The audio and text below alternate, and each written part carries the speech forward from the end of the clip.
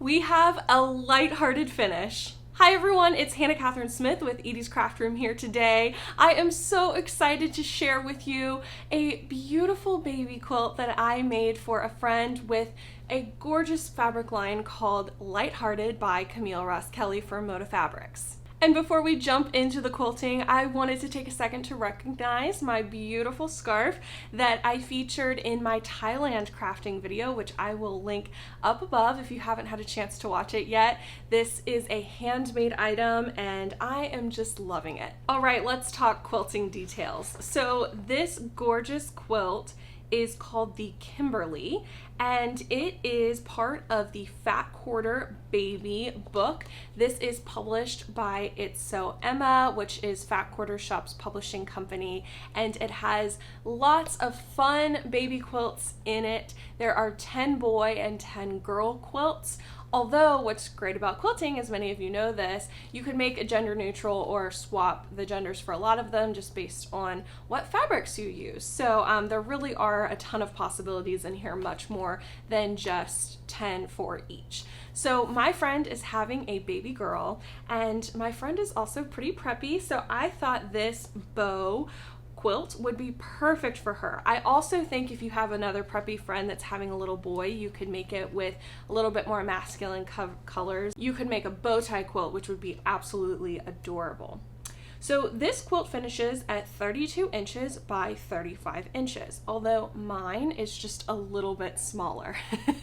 Let me walk you through why that is. This quilt utilizes 5 fat quarters for the bow ties as well as for the outer border, a yard of background and inner border fabric, half a yard of binding, and 1 1/4 yards of backing. And for the backing, I used a piece of Cuddle fabric. It is so soft, and the pink just works perfectly with the fabric line. Now, that said, it was my first time working with Cuddle, and oh my goodness, the rumors that I heard about it making a mess are so true, but the payoff was completely worth it. So just make sure you keep a vacuum cleaner and a lint roller nearby if you're working with it. Piecing this quilt was actually incredibly easy. The bows were very easy to make, and I actually thought that this is a good beginner quilt because you don't have any points that need to line up, which is really nice. They just kind of float. The bow ties float in the quilt. So that made it nice and easy and nice and fun. And of course, with the smaller size, it makes the project go a lot faster. I will say that I think there is an error in the pattern. The pattern calls for a certain number of strips to make the border, and I found that it was short, so I had to actually add an extra strip, and it doesn't reflect evenly like it does in the picture. I don't know if maybe I misread it, but I did go back just to check, and I don't think I did. So just keep that in mind as you're cutting and you're gathering your fabric. Thankfully, I had a little bit of an extra on hand, and it was no big deal. I had some fat quarters on hand from a fat quarter bundle I bought. I'm going to eventually use the rest of this fat quarter bundle to make another quilt, but I had some leftovers after I sorted out what I needed for that other quilt, and so that made this quilt exceptionally economical.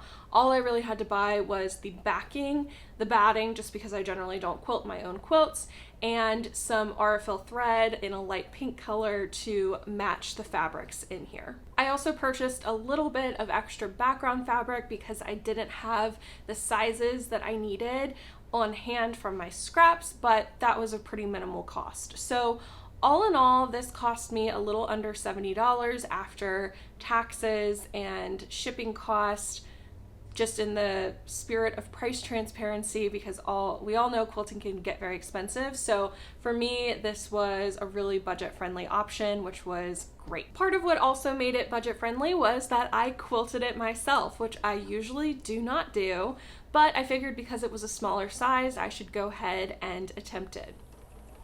Now, I've enjoyed quilting pieces of fabric before when they are smaller pieces, like I did in my quilted jacket project, which I will also link above. This project, though, I got a little ambitious when it came to the quilting.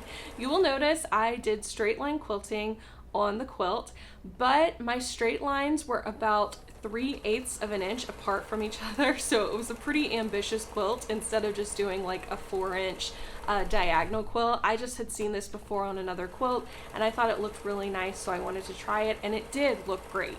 If I have any advice though for new quilters, it is to not be lazy with basting your quilt.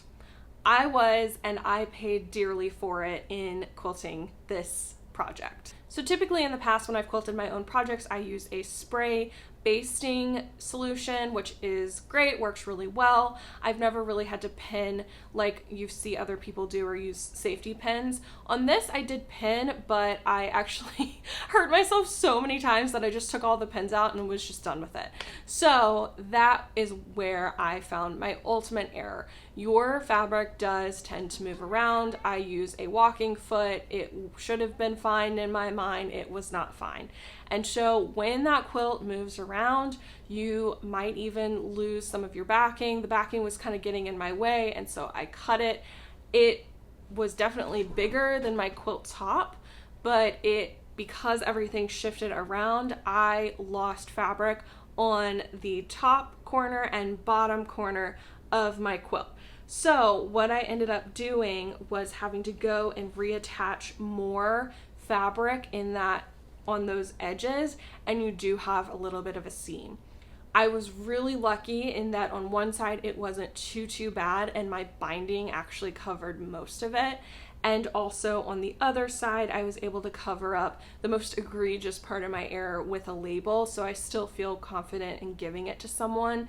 But keep that in mind, learn from my mistakes, do not be me. It happens. Thankfully I was able to salvage this project.